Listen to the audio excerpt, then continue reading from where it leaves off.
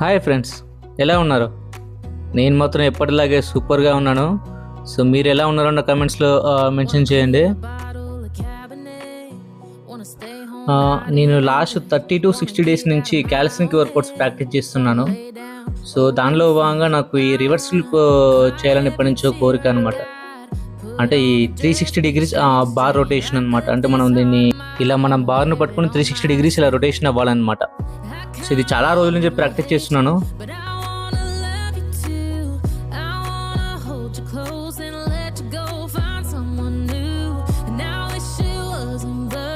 Safety కోసం ఒక 2 safety boxes కూడా ఇక్కడ కింద పెట్టుకున్నాను.